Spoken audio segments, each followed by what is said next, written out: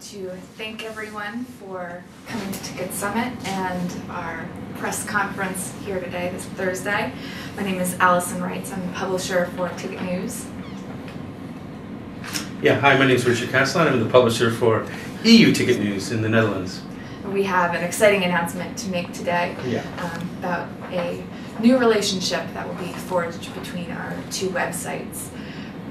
We first started talking at the end of 2009 and recently formed an agreement to do content sharing between TicketNews and EU TicketNews.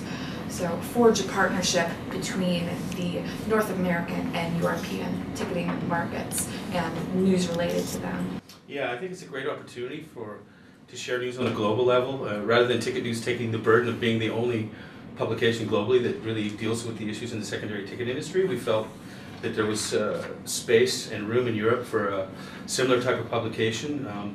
We're a younger market in a way. We're probably 4 or 5 years behind, but there's just a lot going on. There's a lot of different countries, a lot of different languages, a lot of different legislative issues. There's a lot of different venues, primary ticket suppliers, secondary players. So we wanted to find a way to consolidate. And it's really wonderful to work with TicketNews because they already have such a great track record, and the opportunity to share intelligence with them and also discuss some of the issues that are going on in Europe as opposed to the United States is a great opportunity for us all to learn, including the brokers and the readership on both sides of the continent can share. It's a better it's a great opportunity for everyone to learn more about the industry itself. The TicketNews staff is definitely excited and looking forward to working with Richard and his team at EU TicketNews. We're excited that we will now have sort of physical presence in Europe and that ability to learn firsthand about the legislative happenings and corporate developments in their ticketing market. There's a lot going on in Europe with in terms of investment too, which is also interesting. The corporate side of the secondary market, Seatwave and Viagogo and all the venture capitalists' involvement in London. It's also very interesting, I think. Just besides the legislative stuff. Then of course there's the grind things. There's venues opening, venues closing, concerts happening, concerts canceled, sports event problems, issues with tickets, and there's all kinds of things going on. We were very surprised at how much news there really was, and it's very exciting in a way because it also augments when I go back to read ticket news. I really get a good feeling about it and understand what's going on more in the U.S. as well. So hopefully we'll be raising awareness not only in North America of the European market, but around the world about really the ticketing markets in each country. And of course, it is not just us running the show here. We both have dedicated, talented staff. Managing editor for TicketNews is Al Branch, and he's been covering the industry for a long time. Very talented and adept at covering market and business analysis coverage. We have learned a lot from we have learned a lot from you. We recently hired a BBC staffer named Adriana Hamaker. She's been in the media for 20 years. She's worked for New Musical Express, Mixmag. She has a strong background in the music industry itself. She was really fascinated with the ticket industry. She wanted to come on board. She's working not full-time, but as a young publication, we're struggling with funding. Thankfully, I must have to say, if it wasn't for World Ticket Shop, we wouldn't be existing. So thanks to one of the largest brokers in Europe for giving us the opportunity to cover what's going on in the ticket industry, because without them we couldn't do it.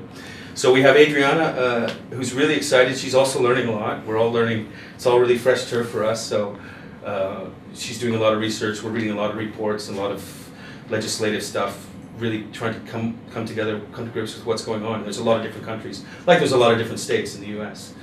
We also have a stringer in Germany, so we're covering basically the Germany, UK, and Dutch markets in French and Italian a little bit as best we can. We have to translate sometimes with Google Translate and figure things out and rewrite them into English. We're doing all kinds of methods. Part of our approach editorially is a little bit different maybe than Ticket Network, but I would say that we're operating pretty much on the same kind of level, but we're doing a lot more smaller stories, trying to get a lot more information in. We're hopefully going to, once we become more familiar with the industry, we'll be interviewing people like Joe Cohen and at Seatwave and Sebastian Montalbán at World Ticket Shop and Baker at Viagogo and order, but we don't feel we're really ready for that yet. We don't want to look like idiots. So those are the types of articles that we're looking forward to sharing, the sort of discussions with the people who are heading these companies and organizations and on the various continents. And as well, to start, we'll probably be sharing a lot of legislative reports and these smaller articles about what's going on in the business sector in both North America and Europe to educate our readerships in the different countries. Yeah, we're actually carrying an RSS feed on our news page from TicketNews.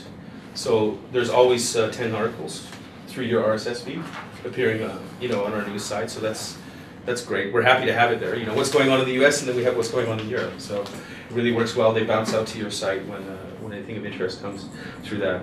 We also have some cross-marketing going on between the two sites. So readers who are just browsing through the pages can see those ads with the links back to EU TicketNews or TicketNews, depending which site they're on, and hopefully get more cross-traffic and, like I said, raise awareness between the various markets of what's going on elsewhere, and maybe even how the various markets can work together for greater awareness across the board.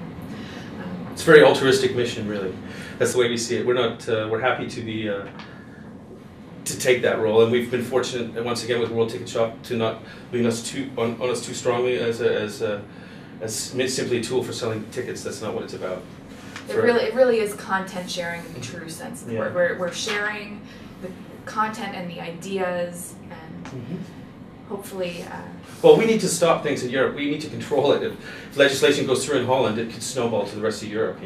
So we need all the support we can get, whether it's ideas or moral support or just awareness of what's going on here, because there are legislative issues which could really affect the whole industry in Europe because it's so young, and if it isn't if it is reined in with a percentage cap or whatever choice they have for the secondary market, could snowball to other countries from Holland to Belgium to Germany, and we of course don't want to see that happen. So again, TicketNews is proud to welcome EU TicketNews to the reporting scene, and we look forward to the content sharing agreement between the two sites and look forward to seeing how this relationship develops in the coming weeks and months and years, and we'll see. We'll see.